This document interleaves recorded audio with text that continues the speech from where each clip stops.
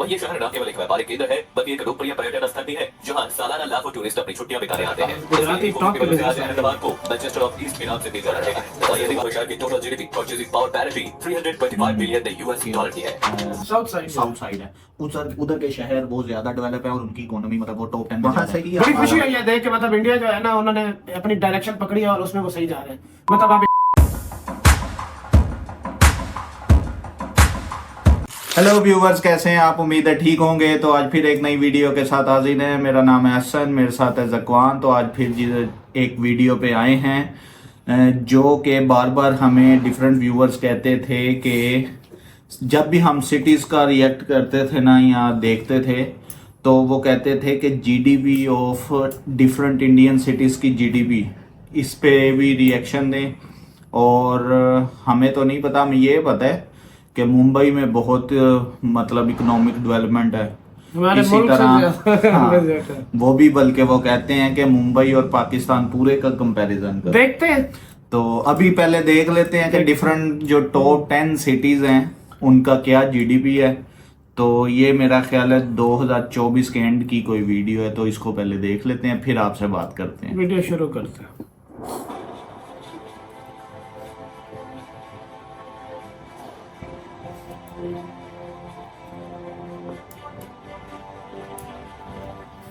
तो इस लिस्ट में नंबर 10 पर है विशाखापट्टनम, जिसे वाईजैक के नाम से भी जाना जाता है।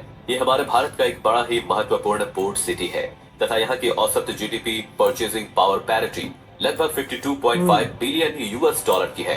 वहीं ये शहर न केवल एक व्यापारिक केंद्र है बल्कि एक लोकप्रिय पर्यटन स्थल भी है जहाँ सालाना लाखों टूरिस्ट अपनी छुट्टियां बिताने आते हैं। फिल्मों में देखते हैं कैसे लोग क्या वाईजैक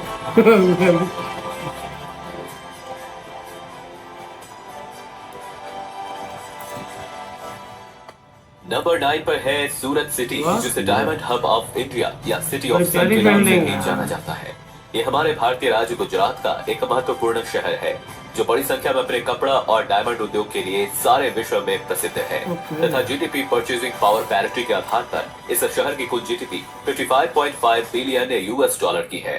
वहीं आपको बता दें कि वर्तमान समय में सूरत दुनिया के सबसे तेज गति से उभरते शहरों में गिना जाता है। कभी हो नहीं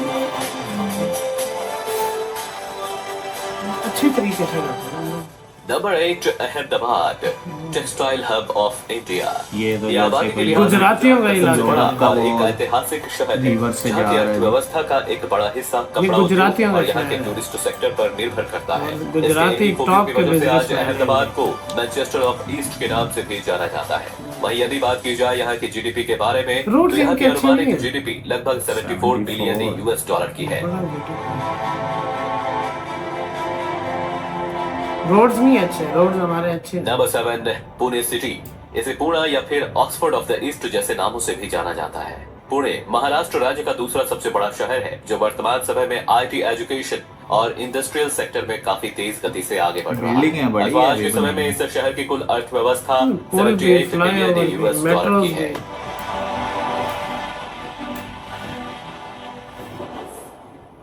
बड़ा प्यारा व्यू है रात को। Number 6 Hyderabad, city of pearls. ये शहर तेलंगाना राज्य की राजधानी और यहाँ का सबसे विशाल महानगर है तथा वर्तमान समय में ये हमारे देश के किन्हीं टॉप आईटी सिटीज में गिना जाता है। इसके अलावा हैदराबाद का सर्विस सेक्टर और मैन्युफैक्चरिंग सेक्टर भी बहुत तेज गति से आगे बढ़ रहा है। वहीं यहाँ के current GDP purchasing power parity तकरीबन 90 बिलियन यूएस डॉलर की है। हमारा टोटल कितना? 385। अब तो मेरा ख्याल है वो भी गिर गया 360 के पास। Number 5 Chennai city. ये शहर तमिलनाडु राज्य की राजधानी और यहाँ का सबसे बड़ा महानगर है जो बड़े पैमाने पर इंडिया के ऑटोमोबाइल हब के रूप में भी जाना जाता है तथा वर्तमान समय में चेन्नई टूरिज्म, आईटी और बैंकिंग सेक्टर में भी काफी तेज गति से ग्रो कर रहा चेन्नई है है। भाई, अथवा इस शहर की मौजूदा GDP purchasing power parity 93.6 billion US dollar की है।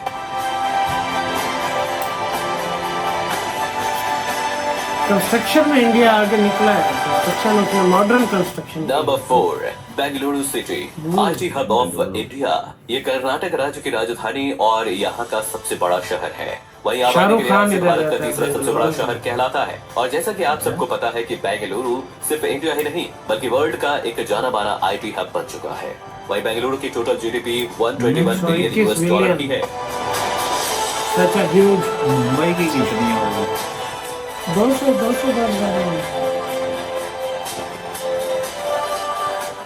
Number 3, Kolkata city, talent hub of India. ये अच्छा, हुगली नदी के कोलकाता किनारे की पर ज्यादा है। बसा पश्चिम बंगाल की राजधानी है।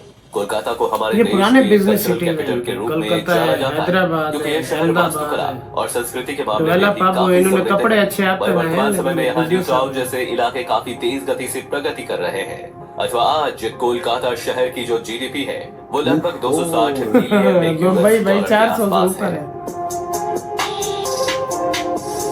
नहीं प्यारा कितना है, बड़ा खूबसूरत है, देखो ना आप।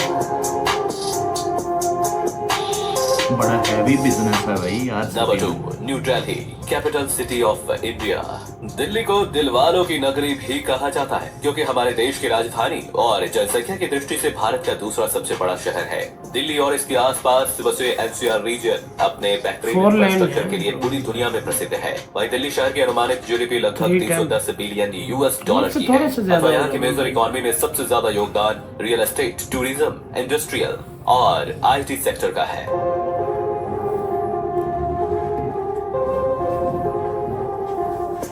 Number 1, Mumbai city, city of dreams. इस शहर को बॉम्बे, आमची मुंबई, मायानगरी तथा और भी कई नामों से जाना जाता है। मुंबई हमारे देश का सबसे बड़ा फाइनेंशियल और कमर्शियल हब है, गरीब जो की कि माँ है, भारत की हाँ, GDP में 5.9% का योगदान देता है। अमीर, वहीं वर्तमान गरीब समय में हर मुंबई तरह के के सब अर्बन एरियाज जैसे कि ठाणे और नवी मुंबई काफी तेज गति से आगे बढ़ रहे हैं तथा सिर्फ मुंबई शहर की total GDP purchasing power parity 325 billion US$ की है।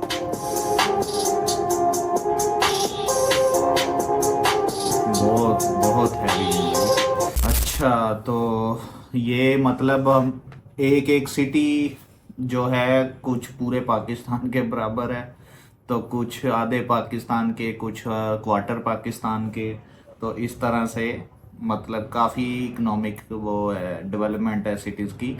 और मैं एक चीज़ फोकस की है मैंने कि मोस्टली जो सिटीज़ है ना वो सदर्न इंडिया, मतलब जो द्रविडियन रीजन है, जो तमिल तेलुगु इलाके हैं ना, साउथ साइड है, उधर के शहर वो ज़्यादा डेवलप है और उनकी इकोनॉमी मतलब वो टॉप 10 में ज़्यादा है।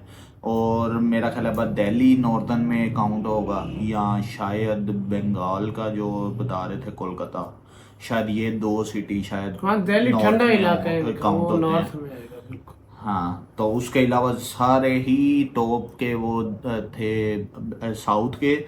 और एक और बात के साउथ वाले ही लोग हैं जो IT में भी आगे हैं, साउथ वाले ही लोग हैं जो ओवरसीज भी वो ओवरऑल है, कंस्ट्रक्शन में ओवरऑल और भाई चीजों में वो पैसे आगे भी हैं। तो बेचते हैं ना, फॉरेन एक्सचेंज भी तो है ना। वो साउथ तो के सारे लोग पाके इनके लोग बड़े इंडिया के ही टैलेंटेड आ रहे लोग हैं। हैं, मतलब वो इंडस्ट्री में लो, आप फिल्म इंडस्ट्री में लो, मैन्युफैक्चरिंग में लो, या वैसे ही कोई आर्ट हो। अब तो उन्होंने वो बॉलीवुड को भी जो नॉर्थ वाले सारे फारिग करा दिए हैं, हिंदी साउथ- लैंग्वेज वाले साउथ वो सारे साउथ के पीछे लगे लेकिन और जो अच्छी काफी चीज ये ज्यादा है कि इंडिया के मतलब कुछ सिटीज है ना, हैदराबाद, मुंबई, दिल्ली, कलकत्ता, और ये हैं पुराने हब है बिजनेस के। लेकिन अब जो अच्छी चीज ये है कि मोदी जी ने उनको अच्छे कपड़े पहना दिए, बिल्डिंग्स और infrastructure with planned urban planning के साथ। मतलब हमारे यहाँ पे कोई ऐसा अर्बन प्लानिंग अभी देखने को नहीं मिली जो कामयाब हो।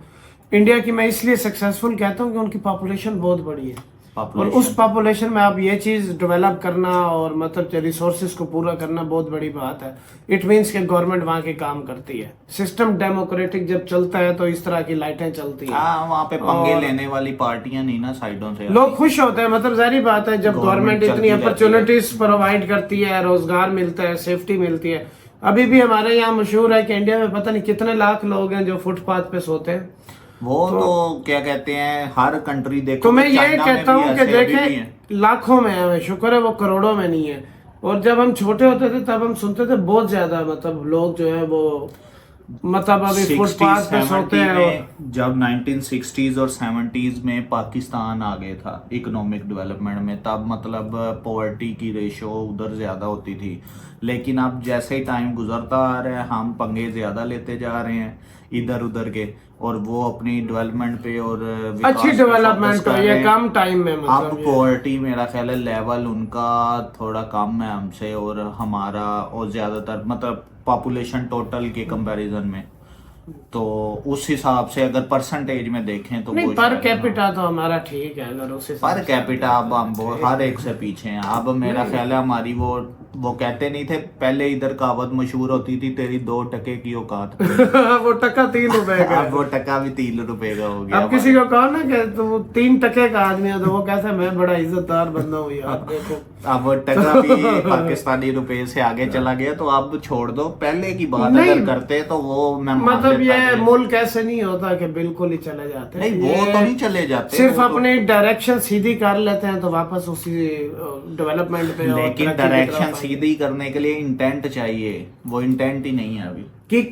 किक मिलेगी उसका, हम भी वेट कर रहे हैं, आप भी वेट कि करें। बस वो सलमान खान की मूवी में मिलती नहीं, है, उसके बाद ऐसे ही होगा पाकिस्तान में, ऐसे लाइटों पे हमारे जो इंडियन साइड के लोग हैं वो रिएक्शन दे रहे होंगे, तो देखें जी मायूसी तो गुनाह है, ना उम्मीद नहीं होना चाहिए, हम तो अच्छे क्यों। और ये अक्सर व्यूअर्स हमें कहता है हर चीज पाकिस्तान से क्यों कंपेयर करते हो, तो कंपेयर तो करेंगे ना भाई, एक सिर्फ लाइन ही है ना, तो बाकी तो कुछ भी बाकी नहीं है। जुबान हर चीज तो सेम है, और वहां से ही बड़ी हमारा- खुशी है ये देख के, मतलब इंडिया जो है ना उन्होंने अपनी डायरेक्शन पकड़ी है और उसमें वो सही जा रहे हैं। मतलब अब इंडस्ट्री है, आईटी है, जो भी सेक्टर है ना वो उसमें कमाल जा रहा है। और कमाल हम इसलिए कह रहे हैं क्योंकि हम लोग के रुके हुए हैं सारे चीजें, तो उम्मीद है हमारे भी अच्छे टाइम शुरू हो जाएगा। कब होगा कैसे होगा ये अभी किसी को नहीं पता। और ये वो है जिस तरह वो कोरोना आया था, जिसका पता आज तक किसी को भी नहीं चला है हुआ क्या था, लेकिन बस वो आया था, हो गया। तो हमारा भी बस ये किक है कब मिलती है। और हाँ। तो हमारे साथ जुड़े रहें, दोबारा हाजिर होंगे नई इंटरेस्टिंग वीडियो के साथ, और ढेर सारी मोहब्बतों का शुक्रिया। तब तक के लिए अल्लाह हाफ़िज़।